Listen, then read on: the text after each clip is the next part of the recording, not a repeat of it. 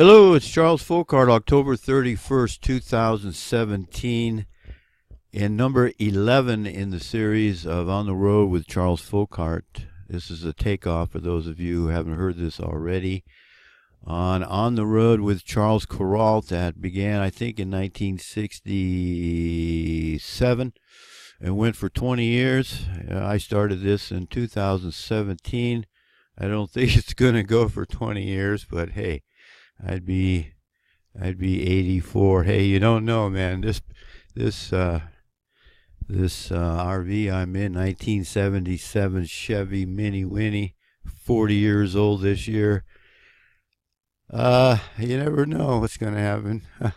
Anyway, I got a text from my buddy that's been traveling. He left, I think, 2 weeks after I did, and he got to Yuma, Arizona before I did. He got there last night, and he sent me the text, and he says, finally made it to Yuma foothills. Good not to be moving anymore. Hey, man, boy, I can't wait to get to my final resting place down there in Arizona and not do anything I was tired yesterday. Oh, by the way, I want to welcome everyone. Thank you for subscribing. Thank you for supporting this channel. It's 6:08 a.m. I just had to have a cup of coffee this morning. I feel a lot better. I'm going to tell you what happened. Before I forget, I want to tell you I was going through the gauntlet of Salt Lake City on Sunday afternoon, and it was a nice day, and it was hot out, and the sun was to the south, so it was coming in the cab. And it was hot in the cab, and I didn't want to roll the window down because then all that noise is coming in. So I was like in a greenhouse there, and I wasn't on the road, but 20 minutes, and I'm driving, and the perspiration from my forehead hits my glasses right here in the corners, and a perspiration drop got right, not in my eye, but right where I could see it.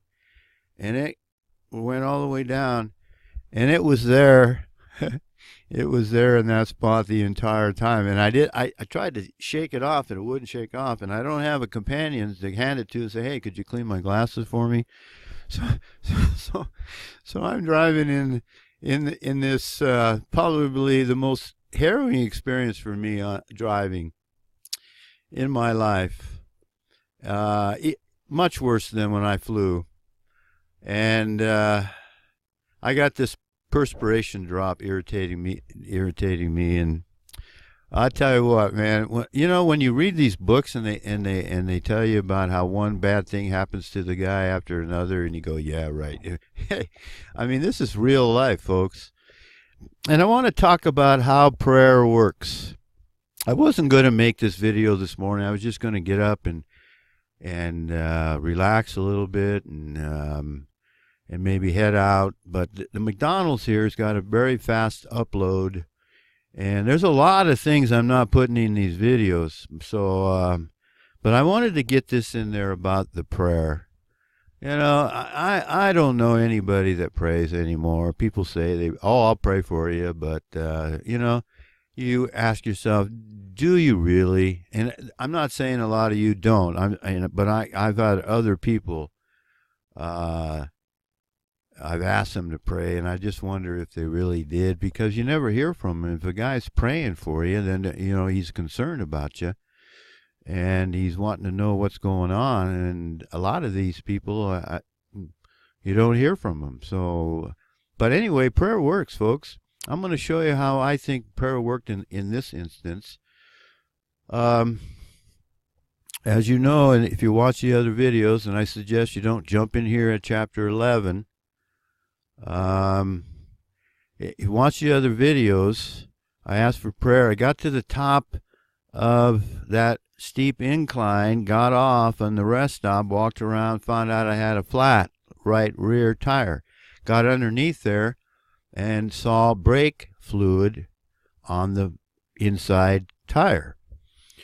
So, that flat was rather minor. It didn't happen on the road, didn't have a blowout, and it was something I could fix. I fixed it in an hour.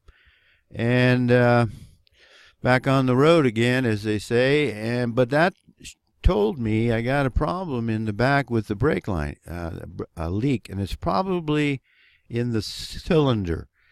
So it's something I got to fix, but it's not an easy fix. It's not something I can do on the road. But it's not that bad because it's in the rear and it's not leaking that much fluid. I still got the front brakes, which do about 90% or 80% at least of the braking power. And as long as the engine don't quit, I'm good.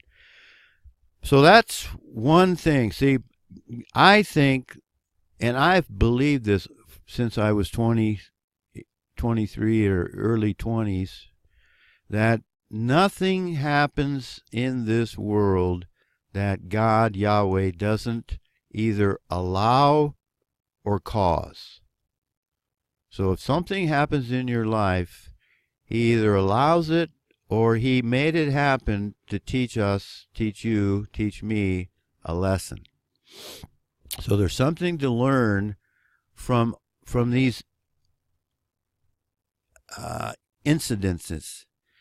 So, and my buddy Ryan up there was, when I stopped at the Flying J rest stop outside of Pocatello or wherever it was inside of Utah, I believe. After that long incline, I think I can. I'm out there in the parking lot, and he called me, and we're talking on the phone, and he suggested a set of new tires might make the traveling a little better. And I said, no, it's not that, Ryan, and blah, blah, blah, blah. I spoke too soon. But then I get down here, when I got down there to Tremonton, and on a Sunday afternoon or a Sunday morning, and I'm trying to find somebody to fix the tire, couldn't find anybody. So now, see, now that was important, because if somebody would have fixed that flat, I would have put it back on the vehicle, and then I would have probably had this, fixed the flat and put the spare back on and kept going and not give it a further thought. But because I didn't fix the flat, I stayed here in Provo. After I went through the gauntlet, I pulled off at the very end of Salt Lake City. I couldn't handle it anymore, folks. And I got out, and I was relieved that I made it through that far, and I can move on from here. So I had to wait till Monday, yesterday, to find some place to fix the tire. So I went around at a Discount Tire, and some young guy there, I asked him if you do brakes, because I wanted him to look. No, we don't do brakes. Now, see, that was important there, because otherwise I would have had I would have just done the spare and probably just done the flat tire, and put the spare back on and moved on. But I went looking for another shop. I found a shop called GCR, and they do truck stuff, equipment like mine, heavy stuff. And the guy there was in his 60s like me, and he said he was 42 years in the tire business. So I had him come out and look at the tires. Now remember, I got in the back of my mind, I got Brian's advice that maybe a new set of tires would make things better, and make the ride more comfortable, and I could handle it better. So I got that in my mind, and that's worse. And this guy comes out, and I tell him what's going on, and he looks at my tires, and he looks at the front tires, which, got good tread on them. But this is an RV that's probably been sitting for quite a while, and I've had this on my mind. I've read about this. Tires, just because they look good, don't mean they are good. But I don't have that kind of money in my budgets right now. I'm going to wait. I'm thinking I'm going to wait till I get to Arizona, and then a couple months of money saved by not traveling and not buying gas and all that, not fixing the vehicle, hopefully, and I'll be able to buy a set of tires. Well, we take a look at those tires, and that front tire and the inside tread has got cracks in it. So we got good tread, but we got cracks. So he looks at the DOT and the date a tire was made. That tire was made in 1997. A couple of other tires were made in 2002. Those 15-year-old tires minimum, folks. And he says, well, the problem with these tires, when they get a crack in it like that, is they'll heat up on the highway, and then they'll gather moisture, and they'll get crack, and then you can have a blowout on the highway. So that got my attention. The last thing I want is a blowout on the highway on the front tires, buddy. Bad enough with the spare. So, long story short, all new set of tires, Bridgestone commercial. He says, this is the best tire I got for your truck, and we have the 6 tires that you need. But the story's not over yet. When they get me on the rack, and this is, I want to tell you, I'm telling you, with 40 years experience, 43 years experience as a Christian who actually believes in prayer, they get me on the rack, the RV, actually not on the rack, but on the jacks, and they take off all the rims, and he comes and tells me, he says, yeah, one of the guys working there, he says, yeah, your front rim here, I think it was on the driver's side, is bent. It's because when they went to balance it, it took like 10 ounces of weights. And he says, that's not good. That tells us there's something wrong. And I heard them talking about that. And then finally they came over and told me what's going on. I am drinking coffee this morning, just 1 cup though. And said, we're going to check the other rim on the front, all the rims actually, and we're going to make sure you got good rims. So all the rims were good except that one, so they used that as the spare tire rim. See, and I've been saying all along that I just don't feel comfortable in the vehicle. There's something wrong with the vehicle on the road, and that's what it was. I didn't feel the shimmy of a tire out of balance. I get that. I've been driving vehicles, and I've had backhoes and loaders and dozers and trucks and old vehicles and new vehicles. You know, I've had several new vehicles, and I just didn't see, and I saw the weights on there, and I go, well, that's kind of weird. That's a lot of weight. And then they had some on the inside. So anyway, I think, and I drove the vehicle a little ways, not on the highway yet, but I think the ride is going to be a lot better with 6 brand new Bridgestone tires, all balanced, good rims. Everything's going to be cool, I think. So maybe my trip from here on out, as far as the driving, is going to be better than it was. And maybe, oops, almost spilt my coffee on my chest here. Maybe I won't be as tense as I was, because I could just sense something was wrong, folks. You ever get that? Okay. So, big relief. And I want to thank Ryan. I apologize to him for dismissing his idea out of hand like I did, because, you know, I was tense, but anyway, him and I, he called me last night. I look forward to Ryan's calls. Him and I talk. And oh, you know what? One more thing. I'm gonna tell you this. I got a call. When was it? I pulled into the Maverick station here after I had just got through the gauntlet here at Salt Lake City. I pulled into the Maverick station, and I'm in there paying for my fuel. And I get a call from I'm gonna call them John and Jerry from up in they live in Big Fork. They called me. I haven't talked to them in over a year, and they're twins. They're almost, you can't tell them apart except for their speech and their mannerism.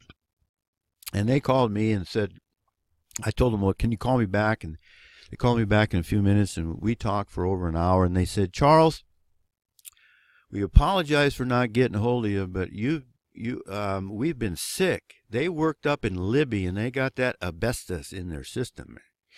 And he was telling me they have problems with their prostate, problems with their kidney, problems here, problems there, health problems, and and they're twins, so they both have the problem because they both worked at the same place, and the government won't even let them have Social Security, folks. Can you believe that? They're older than I am, and they can't, and the people don't want to pay them now that they were working for part-time. They were paying them basically about $3 an hour is what they told me. And so we got to talking about all the problems and all the stuff that's going on, and they said, Charles, you're one of the few people that we can talk to. We can't talk to anybody. And I said, John and Jerry, I said, man, I'm the same way. There's nobody to talk to in this world. Everybody's got their head up their posterior, or they think you're a kook because you bring up the reality of the world they live in, and they don't want to talk to you. So other than Ryan and really Ryan, and now this twins called me back. I don't have anybody to talk to, folks. Now, is it me or is it you? Is it them? I think it's them. And I get confirmation of this every day. So I'm going to pray for John and Jerry up there. Not their real names, but they're good folk. They bought a rocket stove for me.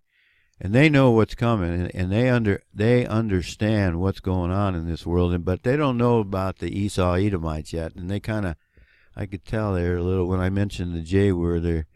But hey, they're open to other stuff I have to say, and they called me this time because they needed somebody to talk to. If you need somebody to talk to, I'd be more than happy to talk with you. I want to thank you for watching. Thank you for subscribing. And yes, the world is level. There is no space. And we need God's grace, and I ask for God's grace upon us all, for we certainly need it. See ya.